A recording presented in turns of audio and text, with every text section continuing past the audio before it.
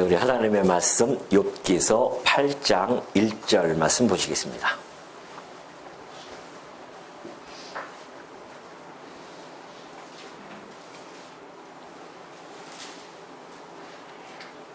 욥기서 8장 1절입니다.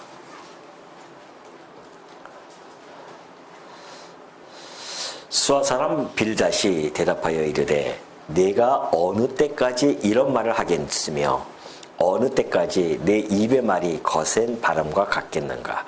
하나님이 어찌 정의를 굳게 하시겠으며 전능하신 이가 어찌 공의를 굳게 하시겠는가. 내 자녀들이 주께 죄를 지었으므로 주께서 그들을 그 죄에 버려두셨나니 내가 만일 하나님을 찾으며 전능하신 이에게 간구하고 또 청결하고 정직하면 반드시 너를 돌보시고 내 의로운 처소를 평안하게 하실 것이라. 내 시작은 미약하였으나 내 나중은 힘이 장대하리라. 7절까지 봉독해 드렸습니다. 우리 지난 7장까지를 통해서 엘리바스와 그리고 욥의 그런 1차 변론이 끝나는 내용을 살펴본 바가 있죠. 이제는 빌닷, 수아 사람 빌닷과 이제 욥이 또 한 차례 변론을 시작합니다. 두 번째 이제 변론이죠. 수아 사람이 나타나서. 근데 이제 우리가 엘리바스와 욥의 그 변론을 보면은 엘리바스는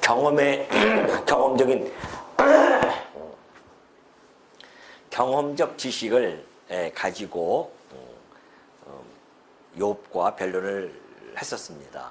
그러니까 경험이라고 하는 것은 이제 자기가 이렇게 한번 해보니까는 자기가 어떤 환상을 봐가지고서는 그 경험을 가지고 얘기했었죠. 그런 경험적 지식의 바탕을 두고 좀 그래도 고상하게 철학적 논조를 가집니다. 그리고 정중하면서도 또는 부드럽게 그렇게 인과응보를 강조하는 그런 변론을 합니다. 그렇다고 한다면 상대적으로 빌닷은 전통에 좀 입각했죠. 이제 조금씩 나오겠지만은 우리 조상들이 그렇다고 하죠. 8절인가요? 우리 8절 보면은 조상들이 터득한 일을 배울지니라 그러면서 전통에 입각한 그런 논조를 펼치는데 좀 단정적이에요. 딱 아주 이 빌닷은 아주 단정적으로 딱딱 펼쳐나갑니다. 그래서 때로는 아주 거칠게 그렇게 이야기를 합니다. 예를 들면 2절을 보면 그러죠. 네가 어느 때까지 이런 말을 하겠느냐 어느 때까지 내 입의 말이 거센 바람과 같겠는가. 이러면서 아주 거칠게 몰아붙입니다. 그런 어조가 그렇습니다. 빌닷이. 그런가 하면은 4절을 보면은 네 자녀들이 주께 죄를 지었으므로 이러면서 아주 단정적으로 그렇게 정죄하죠. 그래서 이런 정말 때로는 아주 모질게 아주 그 사람이 그냥 모질게 그렇게 하기도 하고 그런 한편으로는 좀 잔인한 그런 면이 좀 있는 것 같아요. 왜냐면은 빌닷이라는 그 이름 자체가 논쟁의 아들이라는 의미를 가지고 있거든요. 그러니까 논쟁의 아들답게 빌닷이 욥을 갖다가 막 세차게 몰아붙입니다. 그래서 우리가 이제 1절부터 7절까지 오늘 봉독해드렸던 말씀 보면은 욥의 고난에 대하여 인과응보론적 해석을 합니다. 이것은 뭐 엘리바스와 대동소이합니다. 그리고 회개에 따른 그러한 회복이 되어질 것을 강조합니다. 그러니까 엘리바스의 논조와 거의 뭐 비슷하잖아요. 이것이 사실은 계속 이어집니다. 그렇기 때문에 어떻게 보면 좀 지루해 볼 수 있지만은 그러나 그 대목에서 우리가 건질 수 있는 하나님의 말씀, 교훈적으로 우리가 건질 수 있는 내용들이 많이 있기 때문에 그래서 우리가 좀 살펴보고 있는 것이죠. 자, 먼저 아까 얘기했듯이 아주 거칠은 어조로 2절을 시작합니다. 네가 어느 때까지 이런 말을 하겠으며 어느 때까지 내 입의 말이 거센 바람과 같겠는가. 그러니까 내가 어느 때까지 이런 말을 하겠느냐. 나는 더 이상 듣기 싫다 그런 거죠. 들어주지 못하겠다 네 말을. 그런 이야기입니다. 그러니까 6장과 7장이 욥이 거기서 반박하고 엘리바스에 대해서 반박하고 또 기도하고 또는 탄식하는 그런 내용들을 아주 평가절하하는 그런 모습이 잘 담겨져 있지 않습니까? 난 더 이상 네 소리 듣고 싶지도 않다는 겁니다. 그러면서 내 입의 말이 거센 바람과 같다. 그런 거죠. 바람이라고 하는 것은 아주 너의 말이 거칠다는 거죠. 자기도 사실은 거칠게 이야기하면서 욥도 네 말이 광풍과 같이 그렇게 아주 거칠고 그렇다. 그렇게 이야기합니다. 그걸 보면은 이 빌닷이 지금 욥이 6장과 7장에서 했던 이야기를 듣고서는 아마 분기 충전하지 않았을까 그렇게 보여집니다. 근데 사실 이 논쟁이라고 하는 것이 그래요. 이 논쟁이라고 하는 것은 상대방을 이기고자 하는 것이 인간이 가지고 있는 본능입니다. 그래서 저는 사실 논쟁하는 걸 싫어해요. 논쟁은 설득이 잘 안 됩니다. 우리 여러분 그 TV에서 토론하는 거 보십시오. 어떻게 설득됩니까? 설득 안 돼요. 만약에 논리적으로 딸리면은 그때부터 어떻게 합니까? 예, 뭐 인신공격도 할 뿐만이 아니라 우기는 거예요, 그냥. 이제 뭐 우기기 시작합니다. 그 우기는 자기는 뭐 앞뒤에 가릴 거 없죠. 그것이 하나의 논쟁입니다. 이 세상에서 펼쳐지는 논쟁이에요. 그래서 이 바울도 디모데에게 했듯이 그런 거는 쓸데없는 변론이니까 그런 거에 집착하지 말라. 그런 거 이야기죠. 뭐 족보라든가 뭐 신화라든가 이런데 걔는 그거 붙어서 논쟁해봤자 그 쓸데없는 이야기입니다. 그래서 사실은 교회는 논쟁을 해가지고서는 이기려고 하면 안 됩니다. 우리는 논쟁을 통해서 혹시 논쟁의 일이 있다고 하더라도 그 논쟁을 통해서 그 사람을 얻고자 해야 돼요. 이것이 교회가 기본적으로 가지고 있는 교회의 품성입니다. 이게 품이에요. 그 논쟁을 해서 내가 상대방을 이긴다? 그것은 내 본성입니다. 왜요? 이기면은 이기는 것 같으면 어떻게 돼요? 아주 기분 좋습니다. 거기서 쾌감을 느낄 수가 있거든요. 내가 막 말로서 이기면은 아주 쾌감을 느낍니다. 그래서 상대방은 그 대신에 상대방을 잃어버리는 겁니다. 그렇기 때문에 교회라고 하는 것은 논쟁으로 사람을 이기려고 하는 것이 아니라 오히려 사람을 얻는 그러한 이것이 바로 현명함, 지혜로움입니다. 그러나 논쟁을 통해서 사람을 잃어버린다? 그것은 결국은 미련한 자의 모습이에요. 지금 이 빌닷이 그런 모습입니다. 그런 이 세 친구들이 욥과 논쟁을 펼치면서 마음의 상처들을 많이 줍니다. 그래서 우리는 이 말씀 속에서 잠언 15장의 말씀이 떠오르죠. 잠언 15장에 보면 이렇습니다. 유순한 대답은 분노를 쉬게 하여도 과격한 말은 노를 격동하느니라 하네요.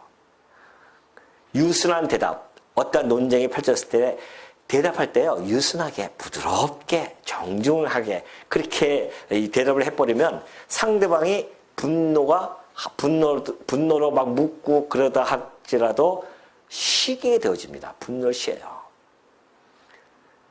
그런데 말 같이 받아쳐가지고서는 막 과격한 말로 한다? 그럼 노를 더 격동시키는 거 아니겠습니까? 그러니까 지혜 있는 자의 혀는요, 지식을 선히 베풉니다. 내가 알고 있는 지식이라고 해서 막 그냥 내뱉는 것이 아니라 선히 베푸는 거예요. 자기 하는 지식을 선하게. 지혜 있는 자들입니다. 그러나 미련한 자의 입은 미련한 것을 막 쏟아부었습니다. 여러분 이 말씀을 들으면서 혹시 구약의 역사적 인물 중에 떠오르는 사람이 있습니까? 유순한 대답은 분노를 쉬게 하여도 과격한 말은 노를 격동하는 것. 그래서 미련한 자는 미련한 것을 쏟지만은 지혜 있는 자는 지식을 선히 베푼다. 혹시 떠오르는 사람 있습니까? 이거 아시면 진짜 100점입니다. 예? 모세? 누구든지 적응시키면 되겠죠. 그러나 제가 원하는 답은 아닙니다. 아니에요. 혹시 여러분 나발 들어보셨습니까? 나발? 예, 나발 보십시오. 다윗이 한때 방랑하던 시절이 있었습니다. 사울 왕이 쫓아오니까 그래서 수아와 함께 도망다녀요. 그런데 이제 당시에 그 나발이 이제 양털을 깎는 그 추수 때가 되어진 것입니다. 그러니 다윗이 수아를 보내서 우리가 네 양떼 좀 돌봐주고 그렇게 하지 않았느냐. 그러니까 좀 먹을 것 좀 달라. 이제 그렇게 해서 보냈어요. 나발이 그 얘기를 듣고 다윗이 누구며 뭐 하면서 뭐 그런 과격한 말을 하지 않습니까? 그러나 그 사람이 누군지도 모르겠고 어느 종자인지도 모르겠고 막 이러면서 그러는 거예요. 다윗에 대해서 알면서도 그렇게 이야기합니다. 그래서 다윗의 노를 어떻게 해요? 격동시킵니다. 야, 다 죽여버려라. 그때 마침 누가 나타나냐면 바로 아비가일, 나발의 아내 아비가일이 그 소식을 들었어요. 깜짝 놀랍니다. 그래서 먹을 것을 빨리 준비하라. 다 준비합니다. 그 다윗에게 막 달려갔어요. 그리고 다윗에게 유순한 대답을 합니다. 다윗이요, 저 나발, 우리 남편 나발이 그 이름대로 아주 미련한 자입니다. 다윗을 뭐가 있으니까 용서해 주시고요. 내가 다 가져왔습니다. 그러면서 뭘 쉬게 합니까? 다윗의 분노를 쉬게 합니다. 그러니까 지혜 있는 자였었어요, 아비가일이. 그러니까 선이 베푸는 겁니다, 자기의 지식을. 근데 나발은 미련한 자의 입이었기 때문에 미련하게 막 쏟아부었었어요. 하마터면 온 일가족이 몰살당할 정도로 그렇게 위기에 처했지만은 현명한 그 아내 아비가일을 통하여 그 가족이 살아납니다. 그러나 그 소식을, 이 다윗의 소식을 듣고 나발은 좀 있다가 근심 걱정하면서 죽어버리죠. 그러니까 다윗이 아비가일을 그 소식을 듣고 청합니다. 그래서 다윗의 아내가 되어져요. 얼마나 멋들어진 드라마입니까, 이게. 그 유순한 여인, 그리고 지혜 있는 여인, 그 말 한마디 한마디 정말 유순하게 대답하고 선이 베푸는 그 말 속에서 그가 다윗의 그 아내까지 왕비가 되어지는 놀라운 역사. 이것이 여러분들 보면은 우리가 역사 속에서 배울 수 있는 거 아닙니까? 아, 그렇구나, 정말. 우리가 아빌가일과 같은 우리의 입술이 되어지고 그러한 우리의 지혜가 있다고 한다면은 이 교회가 얼마나 아름답고 견고하게 세워지겠습니까? 그러나 나발과 같은 자들이 많이 있다고 한다면 교회는 이제 시끄러워지고 힘들지 않습니까? 그렇기 때문에 우리 그리스도의 사람들이라고 한다고 하는 것은 상대방을 험집을 내고 상처를 주고 그러는 것이 아닙니다. 우리 이 그리스도 사람들은 상대방을 이기고자 맞붙어서 막 싸우고자 하는 것이 아니에요. 우리 가정에서도 마찬가지입니다. 가정에서도 남편을 이기고자, 아내를 이기고자 하면은 평강이 깨집니다. 교회도 마찬가지예요. 내가 저 집사님, 권사님, 집사님을 내가 좀 내 말로서 나 상대해가지고서 내가 좀 코 좀 납작하게 눌러놔야겠다. 이러면 이미 교회는 흔들흔들거리는 겁니다. 그러나 교회라고 하는 것은 정말 따뜻한 대화가 나누어지고 또 그걸 통해서 상대의 아픔을 잘 보살펴주고 보듬어주고요. 뿐만이 아닙니다. 서로 위로해주고 또 격려해줌으로 말미암아 서로가 서로를 어떻게 해요? 세워주는 겁니다. 사랑하는 건 물론 마찬가지죠. 세워주는 거예요. 자꾸 세워줘야 됩니다. 서로를 세워줘야 내가 쓸 수가 있는 거예요. 상대방을 내가 넘어뜨리면 나도 쓰러져요. 왜? 우리는 유기적인 관계이기 때문에 그렇습니다. 유기체잖아요, 성도는. 근데 한 성도가 만약에 실족하고 떨어졌다. 그러면 나까지도 힘들어지는 겁니다. 그렇지 않습니까? 함께 어우러지고 함께 결합이 되어져야 교회가 점점 강건해지고 견고하게 세워질 수가 있는데 그렇게 유기체로서 결합이 안 되어지고 자꾸 떠져나고 하면은 교회는 점점 더 힘들어지는 거 아니겠어요? 그렇기 때문에 우리가 지금 2절 같은 경우에 보더라도 이 빌닷과 빌닷이 요백에 행하는 이런 모든 그 어떤 논쟁 이런 것들은 정말 우리가 조심하고 또 조심해야 되겠다. 교회에서는 이런 것들을 우리가 알 수가 있는 겁니다. 그러면서 3절에 보면 그래요. 하나님이 어찌 정의를 굽게 하시겠으며 전능하신 이가 어찌 공의를 굽게 하시겠는가. 아주 빌닷이 이 3절의 말씀은 정확한 이야기입니다. 사실은. 그렇죠? 하나님께서는 정의를 굽게 하지 않습니다. 또 공의를 굽게 하지 아니하시는 분입니다. 하나님은 이 말씀 자체로 봐서는 절대적인 공의를 가지신 분은 틀림이 없습니다. 그러니까 지금 이 빌닷의 이 하나님 공의에 대한 이 변론은 사실은 형식 논리에 있어서는 아주 합당합니다. 합당한 논리잖아요. 그러나 욥의 항변이었던 왜 순전한 자가 이런 고난을 당해야 됩니까? 욥의 항변 아니겠어요? 왜 순전한 자가 이런 고난을 당해야 됩니까? 이 세상에서 라고 했던 그 욥의 항변과는 전혀 빗나간 그러한 이야기란 말입니다. 물론 이 말씀은 절대적으로 맞지만은 그러나 그 말씀을 적용할 때는 잘못 적용이 되어진 거죠. 지금 하나님만이 절대 공의를 행하시는 분입니다. 왜냐하면 하나님은 완전한 재판장이시기 때문에 그래요. 이 세상에 완전한 재판장은 없잖아요. 오로지 하나님만이 완전한 재판장이시기 때문에 완전한 절대 공의를 행하실 수 있는 분이시고, 그리고 완전하고 절대적인 심판을 행하실 수 있는 분입니다. 이거 한번 볼까요? 우리가 재판장이에요. 우리 하나님은 재판장입니다. 재판장의 권위가 아주 있습니다. 재판장의 권위가 없으면 안 되죠. 그러면 이 재판장의 권위가 어디서 나타나는가? 우리 하나님께서는 창조주이시기 때문에, 창조주이시잖아요. 그렇기 때문에 재판장으로서의 권위가 있는 겁니다. 뿐만이 아니죠. 하나님은 전능자예요. 못하실 것이 없는 분이십니다. 그리고 전지하신 분입니다. 전지자예요. 전지자이기 때문에 선과 악을 정확하게 분별하시는 분입니다. 오류가 없어요. 선악을 분별하는 데서 오류가 없습니다. 세상 재판장들은 그럽니까? 선악을 자기 잣대로 맞춰서 합니다. 그러니까 재판장에 재판 하는 거 보면은 수많은 오류가 재판에 다 깔려져 있어요. 때로는 옳은 것도 있지만은 그러나 많은 부분에서 잘못된 재판을 많이 합니다. 오직하면은 3심제를 두겠어요. 3심제를 정해도 마지막 대법원에 가서도요, 잘못된 오판, 오류, 정치적인 문제 때문에 오류가 내어지는 것들, 이런 것들이 많이 있단 말이죠. 그 인간이 가지고 있는 재판장의 권위가 그래서 하락되어질 수밖에 없습니다. 그러나 우리의 왕이신 그리스도, 하나님은 재판장의 권위가 있으세요. 이런 것 때문에 그래요.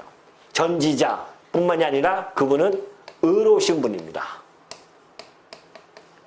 하나님은 절대 의로우신 분이시죠. 그러니까는 이 재판장의 권위를 가지시고 하나님은 공의를 행하시는 겁니다. 굽을 수가 없죠. 이런 재판장의 권위를 가지신 분이 정의 혹은 정의 그리고 공의를 굽게 할 수가 없습니다. 그러니까 절대적 공의를 행하는 겁니다. 그래서 하나님은 이 공의에 의해서 심판을 행하시죠. 그래서 이 심판은 완전성과 절대성을 확보하고 있는 겁니다. 완전성과 이 절대성을 입증하는 것은 이 하나님의 정의, 이 공의 때문에 그렇습니다. 이 심판을 직접적으로 행하시는 분은 하나님이시죠. 그 하나님 이 심판의 행위는, 이 심판의 행위가 완전하고 절대적이라고 하는 그러한 절대적 성질을 갖는 그 근본 원천은 이 공의로운 행위 때문에 그렇습니다. 하나님이 공의를 행사하기 때문에 이 심판이 완전하고 절대적이라는 것이죠. 그러니까 하나님의 심판의 원천은 이겁니다. 공의. 그러면 이 공의는 재판장의 권위가 완전하기 때문에, 절대적이기 때문에 이 공의는, 하나님의 공의는 절대적이고 완전하게 행한다는 것이죠. 그러니 빌닷이 지금 이야기했던 그 하나님에 대한 공의로움은 이런 원리를 가지고 있기 때문에 이 자체 3절의 말씀 자체는 정확한 진리의 말씀에는 틀림이 없다는 것이죠. 그러나 문제는 바로 욥 자신이나 또는 욥의 자녀들, 그들이 죄 때문에 지금 이러한 하나님의 공의를 행한 것은 아니란 말입니다. 그들에게 적용되어지는 것은 하나님의 공의가 죄로 인한 심판이 아니었단 말이죠. 그러니까 이것은 이제 이 하나님의 공의라고 하는 것은 지금 현세적으로 나타나는 일들, 다시 말해서 현세에서는 하나님의 공의가 부분적으로 일어납니다. 부분적으로 하나님의 공의가. 왜요? 죄를 많이 진 사람도 그 심판 속에서, 이건 절대 마지막 심판이죠. 죄를 많이 졌어도 잘 먹고 잘 사잖아요. 그리고 죄 없이 의롭게 살려고 애쓰는 사람도 못 살고 그럴 때도 있고요. 어려움을 당할 때도 있고. 그러니까 이 하나님의 공의는 현세에서는 부분적으로 이루어질 수밖에 없습니다. 이것이 하나님이 행하시는 이 섭리입니다. 그러니 하나님의 이 섭리, 이것은 우리 유한한 인간의 어떤 지식, 경험, 어떤 이론, 이런 것을 다 측량할 수 없는 무한한 영역이에요. 하나님의 섭리는. 왜 다 한다고 우리가 이야기하면은 그처럼 교만한 것이 없습니다. 우리 하나님의 섭리 잘 몰라요. 이해할 수가 없어요. 때로는. 하나님 왜 내게 이러한 일을 하십니까? 라고 했던 욥의 고백처럼 우리도 이 땅에 살아가면서 하나님에 대해서 그 섭리의 의문점을 가질 때도 참 많이 있습니다. 왜? 하나님의 섭리는 우리의 이 이성, 우리의 이 경험으로는 측량할 수 없기 때문에 그래요. 하나님의 지혜는 깊고 풍요롭습니다. 지혜와 지식이 풍요롭기 때문에 그것을 우리가 다 알 수가 없습니다. 겨우 그러나 하나님이 이 말씀을 통하여 우리들에게 제시해주는, 계시해주는 그 범위 내에서만 우리가 그나마 그것도 이해하고 그런 것이지, 하나님은 그보다 더 큰 깊이의 영역 속에서 섭리 가시는데 그걸 우리가 어떻게 하냐 말이죠. 아니 오늘 욥기서만 보더라도 욥에게 이런 일이 어려움이 고난이 겪는 것을 어떻게 이해할 수 있겠습니까? 이것을 우리 애들에게 천상회의를 보여주지 아니했다고 한다면 어떻게 이해할 거예요? 예? 1절에서 보면서 그 욥이 얼마나 그렇게 정직하고 순전하고 하나님을 경외했던 자인데 그런 고난을 당한다? 이해할 수 없단 말입니다. 그러나 그 천상회의를 통해서 우리가 알 수가 있었잖아요. 아, 하나님이 이러한 목적을 가지고 지금 하나님 나가고 계시구나. 그래서 우리가 그 하나님의 섭리를 조금이라도 더 깊게 이해할 수 있는 그러한 정보를 우리가 제공받았기 때문에 욥기서를 읽어나갈 때 우리가 그래도 좀 명쾌한 마음을 가지고 읽을 수가 있는 거죠. 안 그러면 답답합니다, 이게. 이들의 이 싸움 속에서 우리도 답답하게 거기에 얽히고 설키고 들어갈 수밖에 없습니다. 하나님의 섭리만이 그렇지 않습니다. 인간의 삶은 또 어떻습니까? 아주 복잡다단해요. 그래서 우리가 처한 조건, 그리고 상황, 이런 모든 게 다 달라요. 그 다름에 나타나는 결과도 다 어떤 것은 동일하고 어떤 것은 또 다 각자 다르고, 그렇지 않습니까? 그 모든 것들 어떻게 우리가 다 이해하고 해석하고 살아갈 수 있습니까? 여러분들 지금 살아가시면서 명쾌하게 다 해석되어집니까? 안 된단 말입니다, 해석이. 더러 어느 정도 지나간 세월 속에서 또 해석이 되어지는 것도 있지만은 어떤 면에서 해석이 안 돼요. 저놈의 자식이 왜 저러는지, 저 남편이, 저 아내가 왜 저러는지 잘 이해가 안 되고 해석이 안 될 때도 있습니다. 그러나 그것이 세월이 흘러가고 나의 신앙이 더 깊어지고 하나님의 말씀의 그 섭리, 하나님 행하시는 섭리에 대한 이해도가 더 깊고 넓어지면 그런 부분들이 부분적으로 우리가 해석이 되어지고 또 살아가는 거 아니겠습니까? 그때 가서 온전히 다 해석되어지냐? 그것도 또 아니거든요. 그만큼 하나님의 이 섭리, 이런 것들이 이럴지언데 우리가 우리의 생각, 이 좁은 견해, 이런 걸 가지고 우리가 자기 마음대로 그 상황을, 지금 그 사람의 처해져 있는 상황에 대하여 마음대로 재단하고 규정하면서 그렇게 정지한다? 이것처럼 어리석으면 어렵습니까? 지금 빌닷이 바로 4절에서 그 행위를 지금 취하기 시작합니다. 볼까요? 내 자녀들이 주께 죄를 지었으므로 주께서 그들을 그 죄에 버려 두셨나니 그래요. 아니 어떻게 이런 말을 할 수 있습니까? 네 자녀가 지금 결과적으로 욥의 자녀가 다 죽었잖아요. 그 죽은 자녀, 욥의 마음이 얼마나 아프겠습니까? 그 상처를 지금 해주고 있어요. 네 자녀들이 다 죄 때문에 죽은 거 아니냐? 그거 아니겠어요? 그러나 우리가 잘 알다시피 1장 한 5절을 볼까요? 1장 5절을 보면은 전혀 다릅니다. 반박이 나와요. 1장 5절을 보면은 그들이 차례대로 잔치를 끝내면 그 자식이에요. 그의 아들 4절 그의 아들들이 자기 생일에 각각 자기 집에서 잔치를 베풉니다. 그러면 그의 누이 3명 다 청하여 함께 먹고 마시죠. 그들이 차례대로 잔치를 끝내면 욥이 그들을 불러요. 성결하게 하되 아침에 일어나서 그들의 명수대로 번제를 드렸으니 이는 욥이 말하기를 혹시 내 아들들이 죄를 범하여 마음으로 하나님을 욕되게 하였을까 함이라. 욥의 행위가 항상 이러하니라 그래요. 반박이 되잖아요. 욥의 자식들이 그렇게 혹시 죄를 정말 범했을까 봐 번제도 드리고요. 항상 욥이 그랬단 말입니다. 불러다가. 그런데 이 빌닷이 그걸 모르고서는 네 자식들이 주께 죄를 지었으므로 죄에 벌어두지 않았느냐 하나님께서. 다 죽은 거 아니냐 그런 이야기 아니겠습니까? 그러니 정말 그러면서 이제 회개를 막 촉구하는 거죠. 너 그러니까 회개해.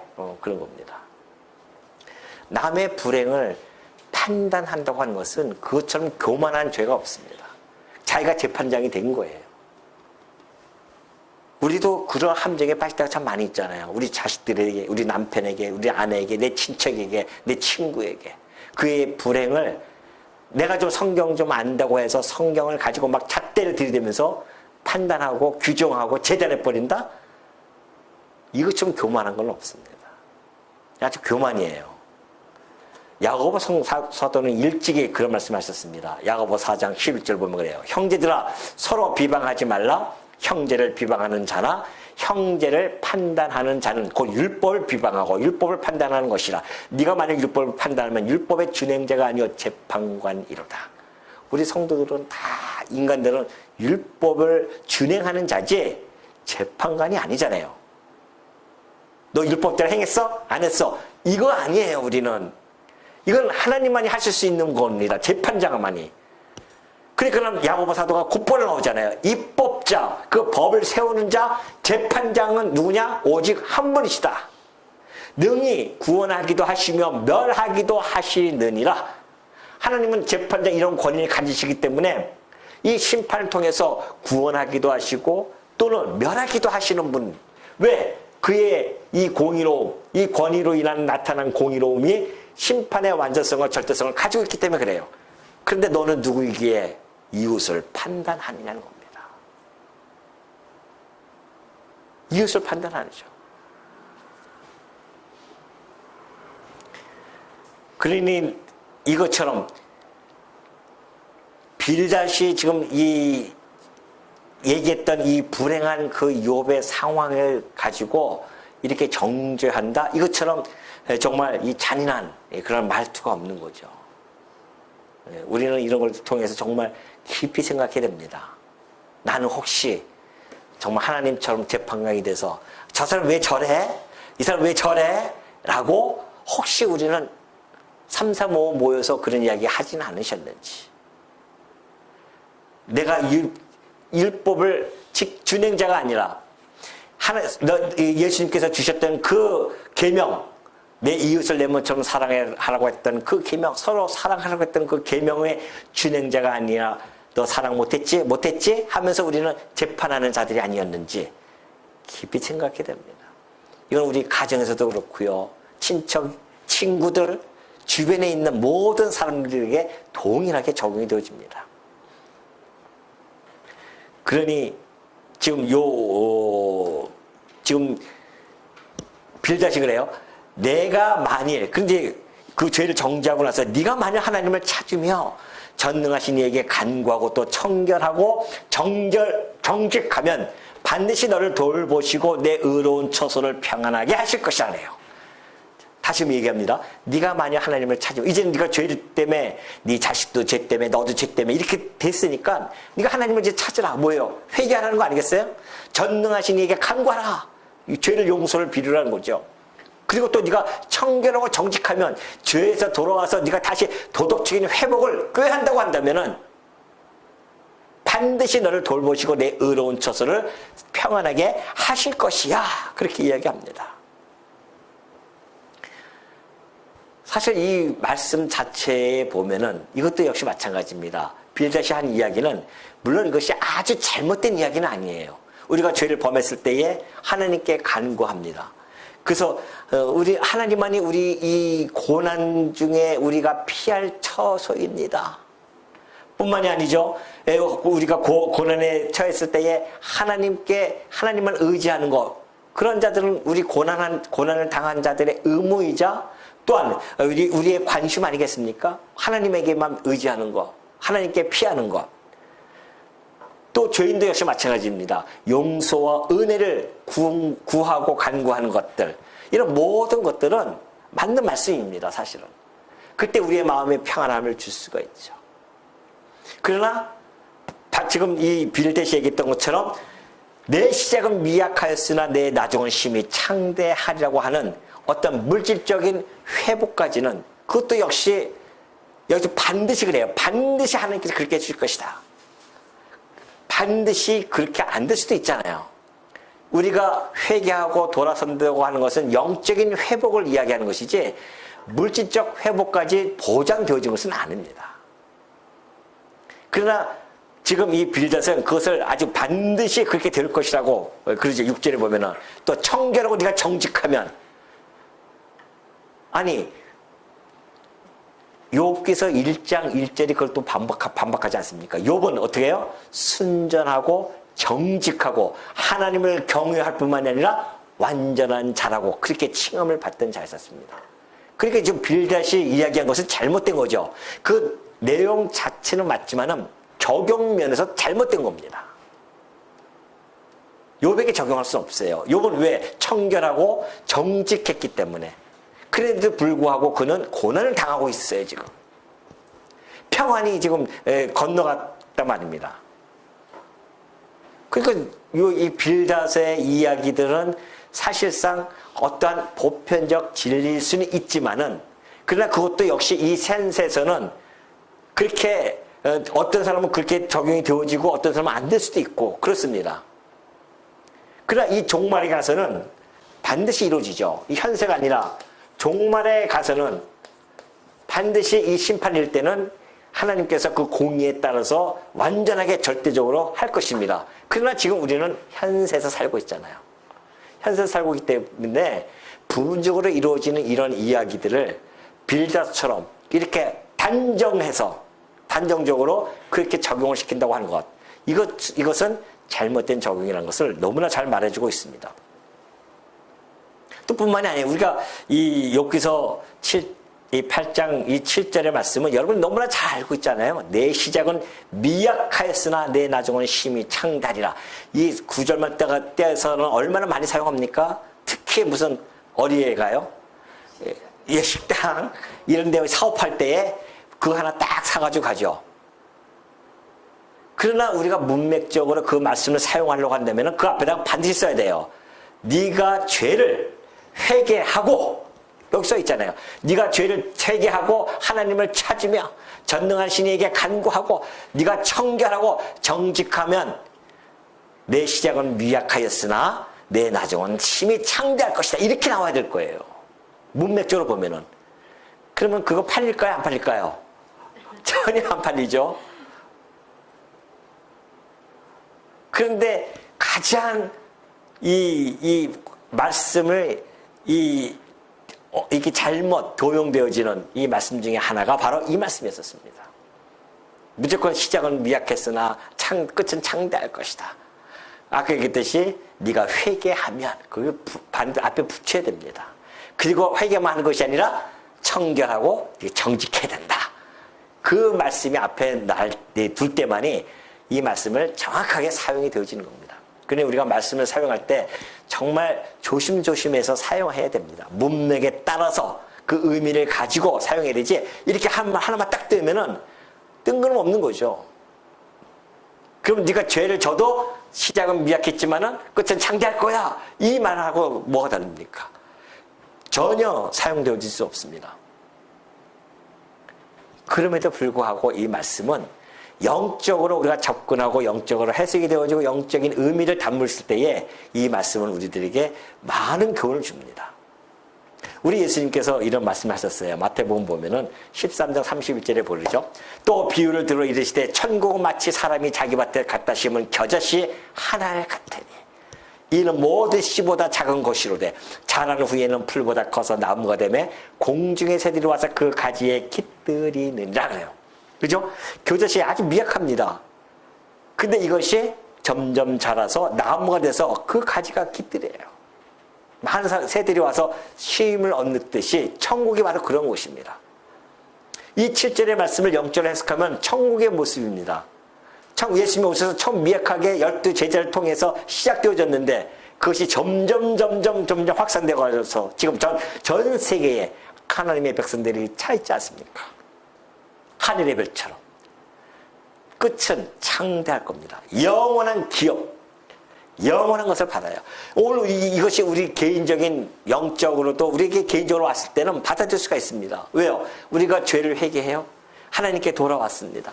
그런데 하나님께서 우리가 하나님의 뜻대로 살기를 원하고 살아가는 자들입니다. 우리의 지금 시작은 미약합니다. 이 땅에서는 미약하게 살 수 있어요. 그러나 우리의 끝은 얼마나 창대한지 아십니까?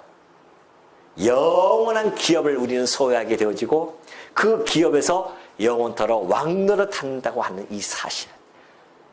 그러니까 이걸 영적으로 우리가 해석하면 얼마나 아름다운 교훈일 수는 있습니다. 그런데 이것을 현세적이고 물질적으로 접근해버리면은 이 말씀 자체가 안 돼요. 창대하게 될지 안 될지 어떻게 합니까? 회개해서 우리가 사업해서 망했어요. 아이고 내가 주일날도 제대로 안 나가고 이래가지고 내가 망했구나. 하나님 앞에 기도해야겠다 막 기도한다고 해서 그 사업이 어떤 간증은 그런 간증이 많이 있어요. 그래가지고 또 사업했다면 또 창대하게 됐더라. 이 말씀대로. 안 된 사람이 더 많잖아요. 그럼 어떻게 그걸 해석하겠냐 말이죠. 그거는.